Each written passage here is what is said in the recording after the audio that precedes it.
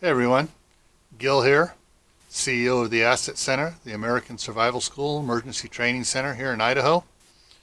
I'm at the Camp Family Compound right now, and it's cold outside, but more importantly, I've been reviewing some of the comments, and actually I've been getting even text messages and emails on a video I did about a week and a half ago, maybe almost 2 weeks ago, about the how to define the classifications of types of emergencies. So I got a lot of good suggestions, and so guess what? Time for part two. We're going to update that, clarify it, make it a little more easier to understand, hopefully. So stick around.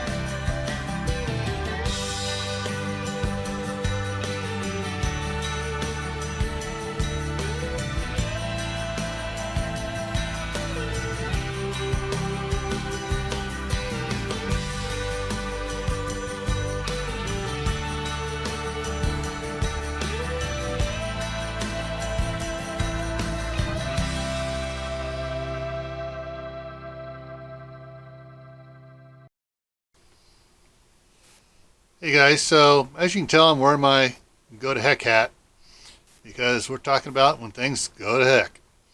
So I'm going to do a little presentation here for you, and I'll be narrating over it. And we're going to talk about the four different major classifications of emergencies and give some examples so it's a little more clear what I'm talking about. All right, so let's get this thing started. So as you can see, I created a little chart thing here. On the left-hand side is the title of the chart, Simple Emergencies. Now, simple emergencies can take up to a couple months to recover from. Doesn't mean you have to take, it will take a couple months. It can be simple as hours, or days, or weeks, or months. Let's go through what I got here of some of the ones I got listed as simple emergencies.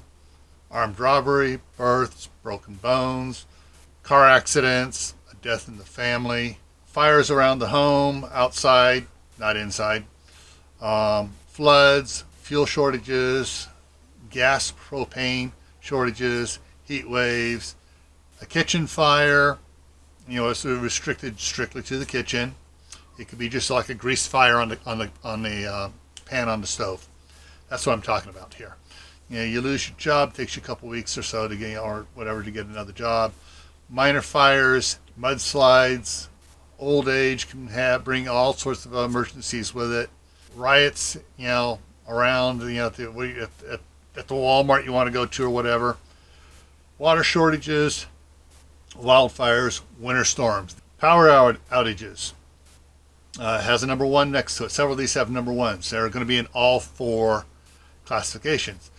This type of power outage is somebody plows into a power pole and you lose power for a couple hours. Active shooter, you are in the vicinity, you're at a mall, there's an active shooter at the far end of the mall, you're at in the vicinity, you get involved in the fact that you haven't to be evacuated, simple stuff like that. You're not injured, you're not shot, you don't see anything. Infectious diseases or pandemic, it's small scale stuff. You most likely are not affected, and it doesn't affect much around your area. I think it may take a couple months, for it to be done. A tornado, a hurricane, hits your area. Your home is not destroyed. You may have some branches down in the yard. Easy cleanup, easy fix. Nearby volcano. This does not affect most of the United States, but it will affect Hawaii, the West Coast, where we have volcanoes and stuff. It's a small volcano, a little bit of ash. It's not a big blow up. It's like, oh, okay, all right. It could affect power lines. It could affect other different things. Your home is not affected as far as being destroyed or damaged. Earthquakes. Home is not destroyed, but items have fallen off the shelves. You got to clean up. All right. So that takes care of the first one. All right. Now for the second classification, life-changing events. Recovery can take up to a year. Let's start off. Power outage number 2. This is where a power outage is going to go on for several days, a week, maybe 2 weeks, maybe a little bit longer. Could be the result of a severe winter storm, and you're up there and your area is, and they're just not getting power back to you for a while. Hurricane or tornado, your home or business is severely damaged or destroyed. A winter storm, you're isolated in your area for months. A lot of damage, a lot of tree damage, it could be damage to your home from it. Active shooter, you are injured in an active shooter. Infectious diseases, you've caught the disease, you could be laid up for a year recovering. Earthquake, your home is destroyed, you got to deal with the insurance companies. Nearby volcano, your home is destroyed, you got to deal with the insurance companies. This next one is kind of an iffy one. Multi-state / multi-year drought, a Dust Bowl scale. It affects it a little bit. It's starting to get a little bit regional here. If you're a farmer, it can start off really simple. A 1-year drought could be an emergency. A 3-month drought can be an emergency. So this is one of those ones that's kind of iffy. All right, so let's go on to the next one. All right, this one is an SHTF classification. Basic recovery is 1 to 5 years. It's not going to be a quick fix. Some of these I'm going to have to explain in a little more detail. The first one here, numerous, parenthesis 30 plus, large area, 60 miles square, not 60 square miles, so it's 60 miles by 60 miles. All right? So you got 30 of these areas across the United States being hit by F4, F5 tornadoes during the season. So you got at least 30 of these suckers hitting down, taking out areas like downtown Los Angeles, all of San Francisco, all of New York, major portions of Chicago, Atlanta. It's going around. All right, so you got 30 major areas being taken out. It's going to affect a lot of industry. It's going to manufacturing, distribution of supplies and stuff. It's going to take years for the nation to make a recovery. SHTF affects the nation. All right, number 2, terrorist attack on the power grid. They actually get brains and they coordinate and they bring the whole grid down for 2 weeks. That's going to cause all sorts of problems. 2 weeks without power, 2 weeks people not working, no gas, surfaces not being done, stuff's coming back up slowly. There's going to be after effects it's going to take years to recover from. All right? It may take, to get the grid back up itself, may take a year to get it totally back up across the United States. Number 3, there are several Category 4/5 hurricanes that are coming inland on each coast, reaching inland 150 miles, traveling along the coast 500 miles long. The entire time they're still at least a Category 4. So it's like the old Long Island Express back on the East Coast. Well, it's not just out on the coast. It's coming inland and going on up into the upper regions of the states, Vermont and everything else, and it's really doing damage. It's hitting California. California, I guess we call it a typhoon out on the West Coast. comes in, it hits San Diego, comes on up in, hits Los Angeles, gets up into the Central Valley, dumping tons of water. Yeah, okay, you get the idea. It's not the end of the world, but it's a major poop storm. Number 4, EMP destroying a natural EMP, guys, destroying 20 to 40% of the transformers in the United States. So basically, there's been a massive solar flare, and Earth just barely catches part of it, and the rotation just happens to nail us in the United States, and so we lose 20 to 40% of our transformers. We can get new transformers made, but it's going to take time, a lot of time, because they're not made in the United States. They're made overseas. The moon, for some reason, somehow moves back in. Instead of moving, it's slowly been moving away from the Earth. It moves back in a ways, and basically the tides double in height, and this will also cause significant weather pattern changes. So there's going to be a lot of coastal cities are going to be flooded with the tides. They come up, they get water washing in, they get problems. Water getting down into the service conduits and stuff. Out on the West Coast, San Francisco Bay is going to get a lot of water going into it. It's going to erode the sides of the Golden Gate. It's anchored. That much water going in and out every day is going to cause a lot of erosion. It's going to go inundate farther into the Central Valley. It's going to wipe out all the Delta Islands out there where a lot of food and stuff's grown. It's going to cause problems all over. Next one, infectious disease. It's stepping up. It's getting worse. It's now affecting most parts of the United States, if not all parts of the United States. Somebody everywhere is getting sick. All right, so you have more people missing work. People are panicking.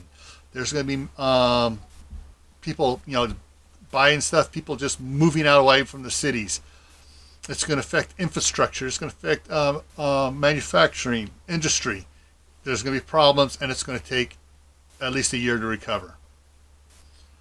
All right, this is a possibility with this next one. An 11 or greater on the Richter scale, New Madrid quake, followed by a bunch of aftershocks. The aftershocks are going to be high. They're going to be 10, 9.9, 8.7. There's going to be a bunch of them. The New Madrid quake, back in the early days of the country, was felt from all the way down into Georgia, all the way up into New York. All right, church bells rang in Philadelphia. Windows broke in South Carolina. And it wasn't an 11. It was about a 9 maybe. So each number goes up exponentially. So we're talking like 11. This is a major earthquake. It's gonna feel like a 7 in New York. It's gonna feel like a 6.8 down in Atlanta. It's gonna be felt in Denver. I mean, Denver's gonna think it's a 6.9. All right, it's gonna be bad. A supervolcano has a near full eruption. It doesn't have a champagne cork boom explosion where it goes everywhere. It has a lot more than Mount St. Helens, about 10 times that. But it's in a major eruption, but it's not the explosive eruption. Several states are going to be covered by ash. It's going to spread around more over just about all the United States. Everyone's going to get just a little bit. It may be like, a 1/16 of an inch, possibly. If that, in some areas. Everyone thinks Yellowstone when they hear supervolcano. Well, Yellowstone's not the biggest, baddest boy on the block. The biggest, baddest boy is on the north end of Death Valley, called the Long Valley Caldera. When it last blew, it put out an area almost twice the size of an ash footprint of the last Yellowstone supervolcano eruption. But this is not a full-blown one yet, okay? This is a small one, so let's go on to the next one now. All right, so we're going to take that supervolcano now. We're in a Tawaki situation. Tawaki, the end of the world as we know it. Basic recovery is going to be at least a decade. 10 to 20 years for basic recovery. All right, total recovery could be a lot longer. It may not even be in my kid's lifetime. All right, so supervolcano. Now we have a full-blown eruption. Say it's the Long Valley caldera. Just about every state is going to have 6-7 inches of ash. The ash cloud is going to travel around the world. The impact from the explosion of the supervolcano erupting will be felt hundreds of miles away. What else about that? Yeah, it's just going to be bad. It's going to affect the weather patterns for years and years and years. All right, next one. We have a total grid down event. 50 to 60% of the transformers are destroyed. This is just in the United States. Even though the manufacturing for these transformers is overseas, it's still going to take 10 years for them to be able to replace all of those transformers. It takes months to build a single transformer. We're talking the big ones. We're not talking about the little ones on your power pole. We're talking the ones that they got to bring in on a low bed with pilot cars because the thing's like 12 foot wide. Infectious disease. It is full blown. We're having people dying everywhere. It is worse than the Spanish flu by 10 times. All right, we're going to lose millions and millions of people. We have a next one is a mini ice age. Worse than the one we had back in the 14th to early 19th century. All right, the one that started in 1360 something and ended in 1820. All right, they had a year without a summer during that bad boy. This is wind up with like 9 months of winter. We got wind up with a 30-day growing season in the south. All right, now we have just the opposite on the next one, a desert effect. There is no winter. We have 110 degrees plus temperatures for 310 days out of the year. We have numerous swarms of 9+ Richter scale earthquakes affecting every part of North America, Mexico, United States, Canada. They're all over the place. It's bringing down most of our cities, most of our infrastructure. It's bad. That's an end of the world event. Next one, we have a worldwide EMP taking out 85 to 95% of all transformers in the world. The internet is dead. Most of your modern cars are dead. Your smartphones, you can't even play a game on them. It's dead. Transportation is dead. Food production is dead. Unless you're growing it all in your backyard, you can't count on farmers bringing anything in. The last one I have on here that people like talking about is something like a planetoid passes between the Earth and the Moon. It's only a quarter of the distance from the Earth to the Moon. It's going to cause massive tsunamis, massive earthquakes. It's going to have volcanoes popping up everywhere. Why? Well, like the water gets pulled by the moon, you have the not only the water being pulled by the planetoid, you have the magma being pulled as well. Our moon pulls the magma, and that helps keep the core warm on our planet. Well, this is really pulling it. The Earth is going to go egg-shaped, especially since it's between the moon and the Earth. So you got the gravitational pull of the moon. Now you got the gravitational pull of something almost as big as the moon, a quarter of the distance away. It's going to be bad. All right, guys, so there you have it. A little bit better definitions of the 4 classification types of emergencies. If you enjoyed this or you gained some knowledge from this, please pound the thumbs up like button. Also, you really need to share this type of information with your family. I don't mean just immediate family, cousins, uncles, aunts. You need to share it with your neighbors, your co-workers, everybody you know. Get the word out. Hopefully you can get some of them to start being prepared. You don't have to get out of doom and gloom. Just, basic preparedness. Have them get ready for the simple emergencies, or possibly the life-changing events. If all your friends and neighbors get prepared that way, that's less people coming knocking on your door trying to take your supplies away from your family. Right? That's why you want to get everyone else prepared. As always, stay safe, stay happy, and I'll see you in the next video.